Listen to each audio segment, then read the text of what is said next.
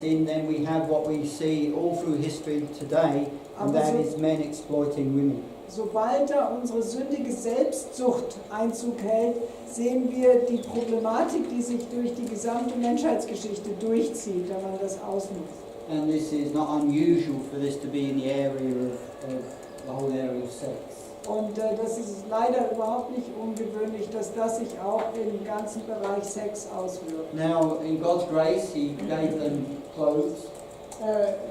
Und Gott hat ihnen gnädigerweise Kleidung dann gegeben. But as we follow Genesis, as Genesis unfolds, one of the things we see are the consequences of the fall. Und während wir weiter durch Genesis gehen, durch das erste Buch Mose, sehen wir immer mehr die Konsequenzen des Sündenfalls. Including in the realm of sex. Inklusive im ganzen Bereich Sexualität. In chapter 4, Lamech was the first to be involved with 2 wives. Kapitel 4, Lamech war der Erste, der auf die Idee gekommen ist, sich 2 Frauen zuzulegen. Polygamy came on the scene. Polygamie. We could discuss a while what is actually going on in Genesis 6. Man könnte sich länger drüber unterhalten, was in Kapitel 6 los ist. With the sons of God coming into the daughters of man and having sexual relations. Gottes Söhne irgendwie vom Himmel kamen und Sex mit irdischen Frauen hatten. But whatever it is, it's obviously something not good. Was immer da beschrieben wird, es ist ganz klar, dass es offensichtlich nichts Gutes ist. You had Noah and Ham, and that strange incident when Noah got drunk and was naked. Und dann gibt es diese merkwürdige Geschichte, wo Noah betrunken war und nackt war und sein Sohn Ham dabei war. And then in Sodom, the blatant promiscuity and homosexuality that was really rampant in that city. Bis hin zu der Sünde in Sodom, wo Promiskuität und Homosexualität so einfach öffentlich praktiziert wurde. We get the rape of Diana in Genesis 34. Oder die Vergewaltigung von Dina in Kapitel 34. The situation with Judah when he thought his daughter-in-law was a prostitute and went into her. Oder die Geschichte, wo Judah seine Schwiegertochter Tamar für eine Prostituierte gehalten hat und mit ihr geschlafen hat. And then we have Potiphar's wife trying to seduce Joseph. Oder Josef, den die Frau von Potiphar verführen wollte. And so as you read Genesis, you get, among many other things, a very clear statement of just the fallenness and brokenness of this part of humanity.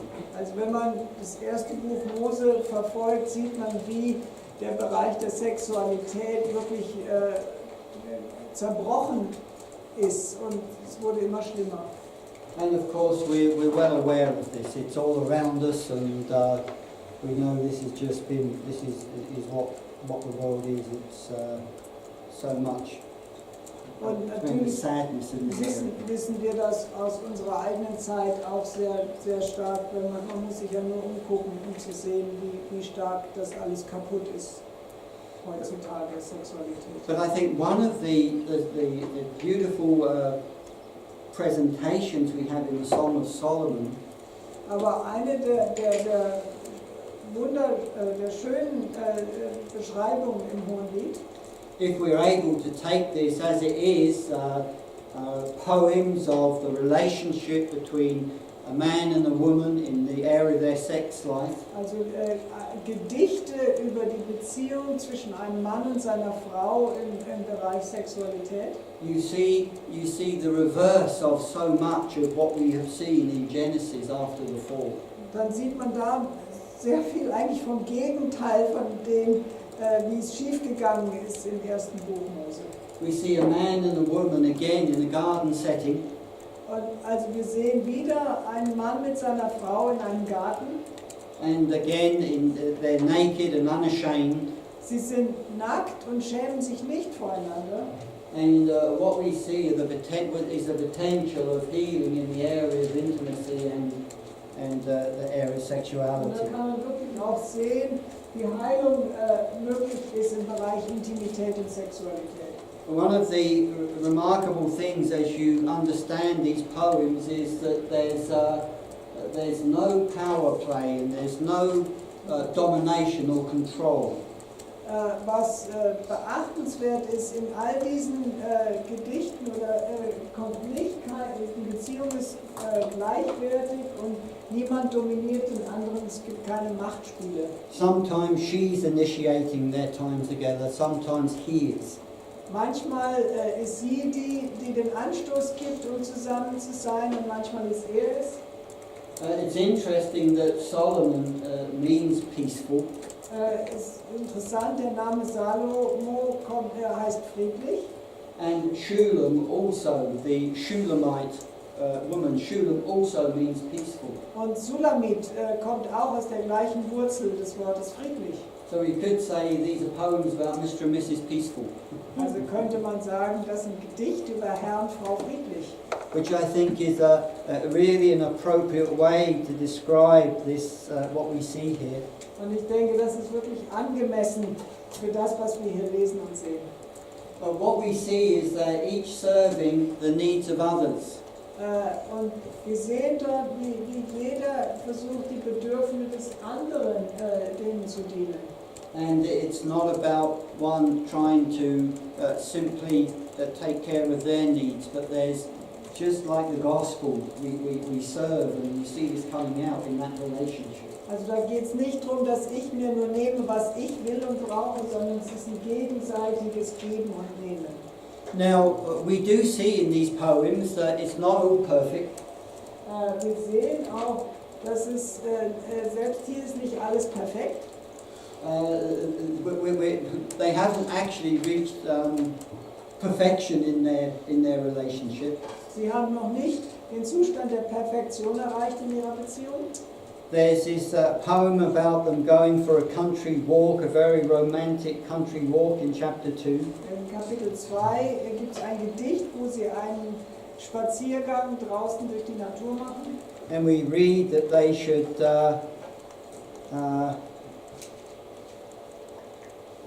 chapter 2 verse 15, Vers 15. catch the foxes, the little foxes that ruin the vineyards, for our vineyards are in blossom. Da steht, fangt uns die Füchse, die kleinen Füchse, die die Weinberge verderben, denn unsere Weinberge haben Blüten bekommen. They have to beware of those things that could ruin the beauty of their relationship. Also das ist ein Bild dafür, dass man auch auf die kleinen Dinge in einer Beziehung aufpassen muss, denn sonst könnte daran auch was kaputt gehen. And in the chiasm you find in chapter 3 and chapter 5 two night scenes. Und in der Struktur des Chiasmus findet man Kapitel 3 und Kapitel 5 zwei Nachtszenen. And in both of them she seems to lose her beloved. Und in beiden Beschreibungen scheint sie ihren Geliebten zu verlieren. And both of these speak about the city. Und beide von ihnen reden über die Stadt. And in the imagery, the city is the place where it's difficult to have intimacy because there's lots of people. Und die Stadt ist ein Bild dafür, dass es, weil dort so viele Leute ist und es ist so eng, da ist es schwierig, Raum für Intimität zu finden. It's out in the countryside, away from people, that is the picture where often you see them having intimacy. Und es sind mehr die Bilder von, wenn sie draußen irgendwo in der Natur sind, weit weg von anderen Leuten, wo Intimität stattfindet. So whatever's happening in these scenes, it's a difficulty in their relationship. Was immer da genau passiert in diesen Nachtszenen, sie haben Schwierigkeiten in ihrer Beziehung. In the second night scene in chapter 5, In Kapitel 5 der zweiten Szene, her beloved comes and is knocking to come into her, and she says, "I'm sorry, but I can't get up to open. I've washed my feet." in der zweiten Beschreibung, da kommt der Geliebte und möchte sie besuchen und sie sagt, ich kann ihn nicht aufmachen, ich habe mir schon die Füße gewaschen. So whatever that is, it was a bit of a tension there. Egal was das jetzt da genau war, auf jeden Fall da war Spannung reingekommen in ihre Beziehung. But at each time it was, they were brought back together and it was, there was a good solution. Aber letztendlich die beiden sind sie am Schluss doch wieder zusammen und es gab eine Lösung. And so what I want to suggest to you is that we see at least one message from this, is that this thing that does have so much distortion, that in the heart of God there's something very beautiful that would be desirous for those of us in His kingdom. Und die Botschaft, die darüber kommt, ist, in diesem menschlichen Bereich, der so viel Zerstörung gesehen hat, gibt es doch eine Botschaft der Hoffnung und was in Gottes Herz dafür für uns bereit ist. And one of the problems I've mentioned, that the church has not had a good reputation when it comes to this area of life. Und ein Problem ist eben, dass die Kirche auch im Laufe der Zeit da kein gutes Verhältnis zu entwickeln konnte. If a couple are having problems in their married life in this area, very few people would think of going and talking to a priest or a pastor. Wenn ein Ehepaar im Bereich Sexualität Probleme hat, fällt den wenigsten von ihnen ein, zu einem Priester oder Pastor damit zu gehen. Because it's something that we simply don't talk about in our churches. Denn das ist ein Bereich, über den sehr wenig gesprochen wird in unseren Gemeinden. Everybody else is talking about it, and often little else. A bit. Often everybody else is talking about ja, this. ja.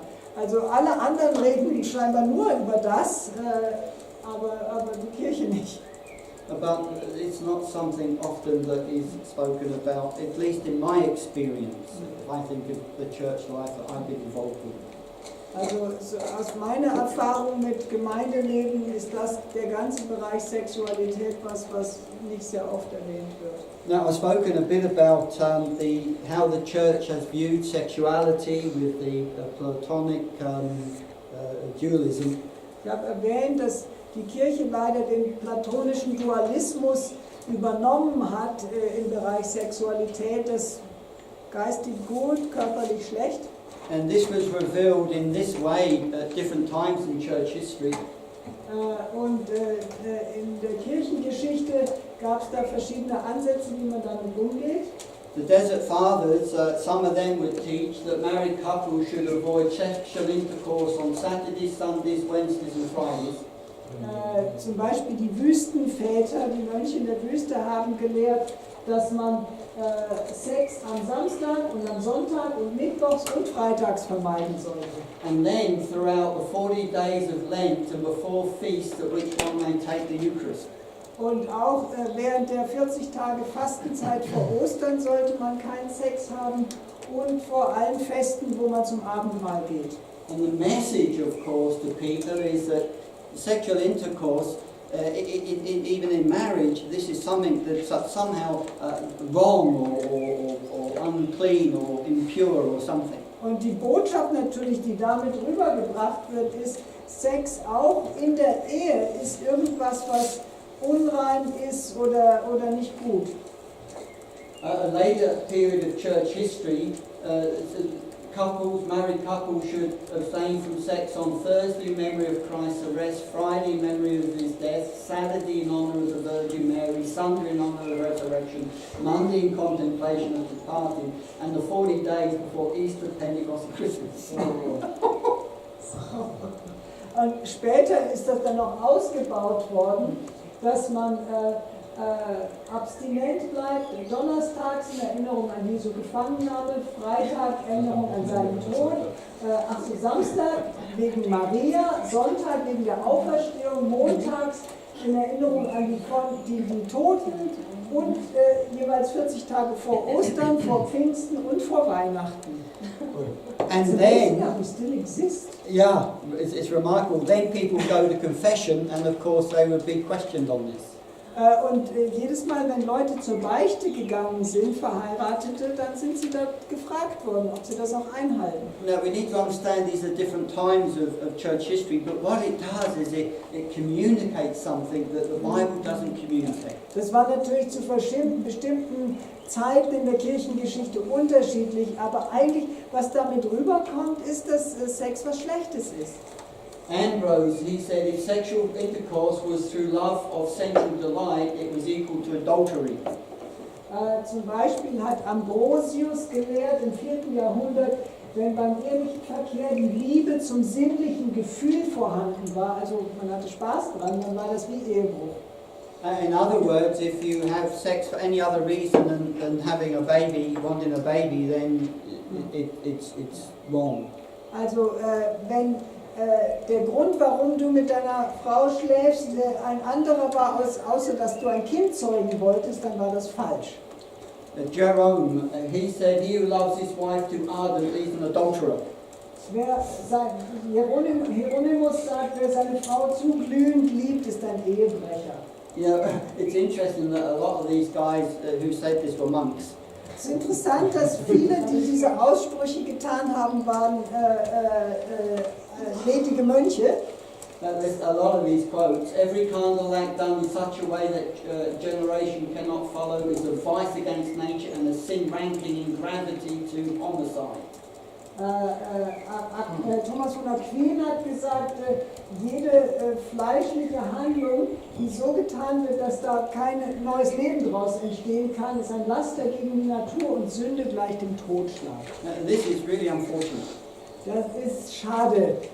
And what the Song of Solomon does, at least, it gives us a biblical understanding of this part of humanity in the relationship of man and wife. Ja. Das Schöne ist, das Hohelied gibt uns das wahre biblische Verständnis von Sexualität. We need to walk the line, of course, between what we get bombarded all the time from the world around us and this other view. Aber wir müssen natürlich diese Gratwanderung gehen zwischen rund um uns herum wird Sexualität völlig überbetont und dann auf der anderen Seite eben diese prüden, körperfeindlichen Haltung, die die Kirche oft gepredigt hat. But there's been a lot of surveys done in recent years, which are surveys that show the truth of what's going on between men and women in the area of sexuality rather than what's portrayed on movies. Es ist interessant, dass Forschungen ergeben haben, dass das wahre Bild ein ganz anderes ist als das, was oft in Filmen dargestellt wird, nämlich dass oft Frauen sich zum Beispiel vielleicht nur 30% der Zeit am Sex freuen und Männer nur 47% der Zeit. And there's simply a lot of misinformation out there, especially portrayed through media, through soap operas, through movies. Also es sind viele falsche Infos, die da rumgeistern, besonders natürlich durch Filme und Medien. Shmuel Botich, he is a rabbi, a Jewish rabbi. Also Shmuel Botich ist ein Rabbiner. He spent 10 years as a chaplain at Oxford University. War 10 Jahre lang Kaplan an der Universität in Oxford. And he wrote a book called Kosher Sex. Und hat ein Buch geschrieben über koscheren Sex. And it got into the news in England that this rabbi was writing a book on sex. Und das haben die englischen Medien aufgegriffen. Da ist dieser Rabbiner, der ein Buch über Sex schreibt. He says a lot of really good things. The values, of course, between Judaism and Christianity in this area, values are the same. Aber er schreibt wirklich sehr gute Sachen in diesem Buch, weil die Werte, die das Judentum hat und die das Christentum hat über Sexualität, sind die gleichen. And he says, as they've done studies, people are not enjoying sex like we're shown on all of the media. Und Teil seiner Studien war, dass er herausgefunden hat, dass eben Leute nicht so immer so sehr Sex jedes Mal genießen, wie es in den Medien dargestellt wird. And every survey shows the more sexual partners someone has, the less ability they have to create a lasting relationship. Und jede Nachforschung über Sexualität zeigt, dass je mehr Sexpartner jemand in seinem Leben gehabt hat, desto weniger ist er fähig dafür, dauernde Beziehungen aufzubauen. Figures show that most people who cohabit will break up. They will not stay together. Und es zeigt auch, dass Leute, die einfach nur zusammenziehen und zusammenleben, ohne zu heiraten, sie werden sich die Trennungsrate ist viel höher als bei einer Ehe. We know, of course, marriages break up. Natürlich wissen wir auch, dass Ehen oft kaputt gehen. But the statistics, the figures are far greater for people who cohabit. Aber statistisch gesehen ist die Trennungsrate für Leute, die nur zusammenleben, ohne Trauschein, die Trennungsrate viel höher. And then we get the massive tragedy of the pornography industry, which is just out of control. Und dann gibt es einfach die riesige Tragödie der Pornografie, die völlig außer Kontrolle ist. Which is false intimacy is bringing tremendous destruction into people's lives. Und da wird eine falsche Intimität vorgegaukelt, die einfach Gift und Zerstörung in Beziehungen bringt. Now, a number of years ago, there was an anonymous survey done among thousands of people, and it was called Sex in America. Vor ein paar Jahren gab es mal eine Publikation, die nannte sich Sex in America. And it was doing a survey of a load of people asking all these questions. Und da sind viele Leute befragt worden. And the conclusions, and you can go online, I'm sure, and find this. The conclusions were such that no one has taken this up and made anything of it. The conclusions were unexpected. Und die Schlussfolgerungen von diesem großen Report waren so unerwartet, dass sich niemand, ja. Firstly, married couples report considerably higher rates of sexual satisfaction than singles. Zum Beispiel ein Ergebnis war, dass verheiratete Paare von einer weit höheren Befriedigung in der Sexualität berichten als ledige. And among women, it was conservative Protestant women that had the highest rate of sexual pleasure. Und unter den Frauen waren die konservativen Protestantinnen hatten die höchste Rate von Orgasmen. Those having the most partnered sex and enjoying it the most were married people. Young people who flitter from partner to partner seem to be having a fantastic sex life. It's actually just a myth of the media creation. And in real life, the seldom, unheralded, discussed world of married sex is actually the one that satisfies the most.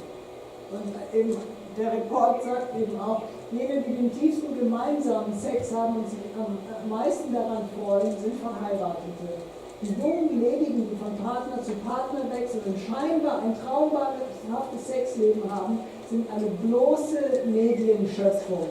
Im realen Leben ist es die nicht verkündigte, selten besprochene Welt der ehelichen Sexualität, die am meisten befriedigt. So this is not a Christian survey. Also This is just a regular survey that was done. Haben nicht sich Christen ausgedacht, sondern es ist eine säkulare Forschung. And the outcome actually is, if you want a better sex life, get saved, get married. That's what it's saying. Was sie wirklich sagen ist, also wenn du dich nach einem besseren Sexleben sehnst, dann werde gerettet von Jesus und heirate. Statistisch gesehen. I just wanted to know from when the survey is. Where it is. When? Oh, it was in the late 90s. Das war Ende der 90er Jahre, diese I believe it's in the late 90s. I do. 1994. 94. Thank you. 94.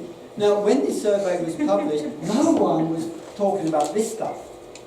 Als diese Forschungsarbeit publiziert wurde, hat aber keiner das hier zitiert.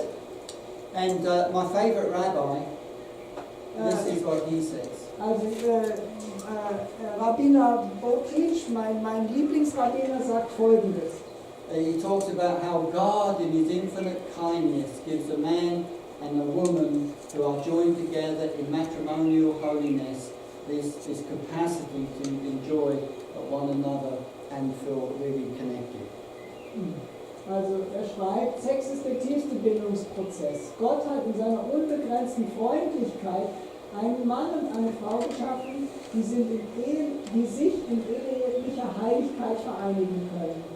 Die erfreulichste Art, um sich mit aller Kraft an einen anderen Menschen binden zu können und bei dieser Verbindung zu bleiben. Now, in all of this, we need to remember the power of repentance and forgiveness and the redemption that can come through Jesus. Und was wichtig ist in diesem Bereich, wo so viel Zerbrochenheit ist, ist die Kraft der Buße und die Kraft der Vergebung durch das Kreuz von Jesus. This is really, really important because of just the world we live in and experiences and life. Wir leben in einer zerbrochenen Welt und viele von uns kommen aus dieser kaputten, zerbrochenen Welt.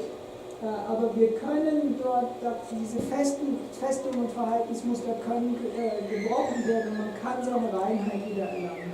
So just by conclusion, the Song of Solomon I suggest to you is a poem about a married, romantic sexual love redeemed. Und also um das zusammenzufassen, das hohe Lied, das sind mehrere Gedichte über die verheiratete, romantische und erlöste sexuelle Liebe. It celebrates a sexual love that is good. Da wird eine Eros-Liebe gefeiert, die sexuelle Liebe, die gut ist.